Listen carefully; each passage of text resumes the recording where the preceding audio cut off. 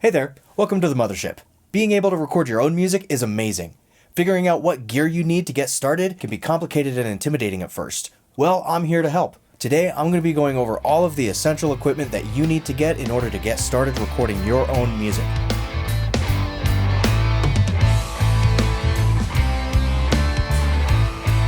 So the first thing you need, if you plan to record anything that makes a physical sound like an acoustic guitar or your voice, you of course need a microphone.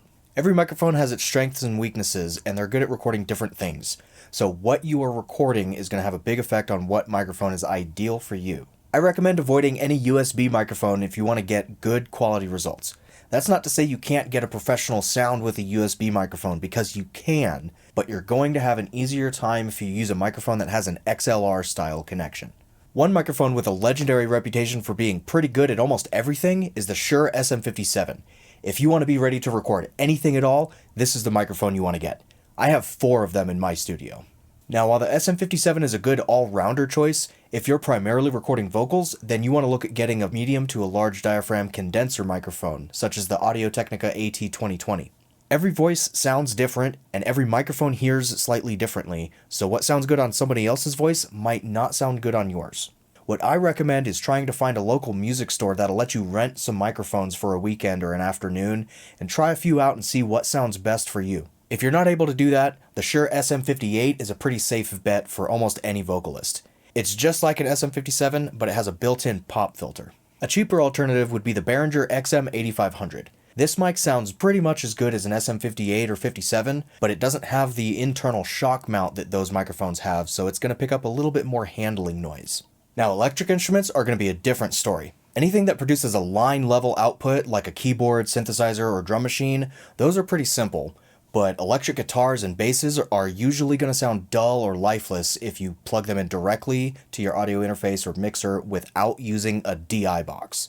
A DI box, or direct injection box, is essentially a really fancy adapter that solves some electrical differences and allows you to plug in your guitar or bass directly to your audio interface or mixer using an XLR cable. Some pedals are able to be used in place of a DI box. If your pedal has an XLR output or a 1/4 inch output labeled DI, you might not need a DI box. Of course, one very common way to record electric guitar is to simply put a microphone in front of the guitar amp, in which case you won't need a DI box at all. Okay, now we need something to plug into. These days, the most common choice is a computer with an audio interface and recording software, so that's what I'm going to focus on in this video. But if you already have something else that can record, like a portable recorder, that's okay too. Audio interfaces come in a lot of different varieties depending on how you need to connect it to your computer and also how many inputs and outputs you need. Any audio interface that uses a USB connection can also be plugged into any smartphone that uses USB-C for its charger, which is how I'm recording this video. I primarily use the Focusrite Sapphire Liquid 56 interface, which has 8 XLR and line inputs, 10 line outputs, and connects with FireWire. It's a little bit older, but it does what I need it to do, and it sounds pretty good. I also use the M-Audio M-Track Duo to send a stereo feed to my phone. You don't really have to worry too much about the specific choice of interface these days.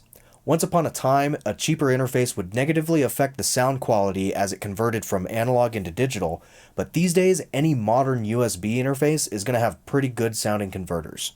You can always upgrade later too, so just get the cheapest one that has the right number of inputs and outputs and you're able to connect into your computer. Alright, now that you can get sound into your computer, you need a way to record it and save it. This is called a digital audio workstation, which a lot of people call a DAW or DAW. Now there's a lot of them out there, but they all pretty much do the same things with little differences in how you go about doing the things. If you know somebody who uses a DAW, using the same one that they use can make it easier to learn and easier to collaborate with them in the future. Alright, before I finish up the video, there's a couple small things I want to make sure to mention, and no, it's not a sponsorship. Number 1, don't forget about cables and stands. You're going to need stands to hold up your microphones, and you're going to need XLR cables to plug your microphone or DI box into your audio interface.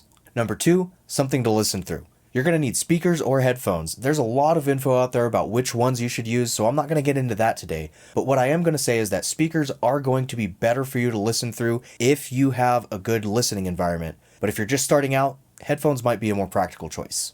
Alright, that's all I've got for you today. If you thought this video was worth your time, consider liking it or sharing it with a friend. Drop a comment if there's anything else you want me to talk about in a future video. If you or anyone you know has any music that you need mixed or mastered, go to my website mothership-recordings.com and fill out my contact form. Link in the description. Thanks for watching. Let's go make some music.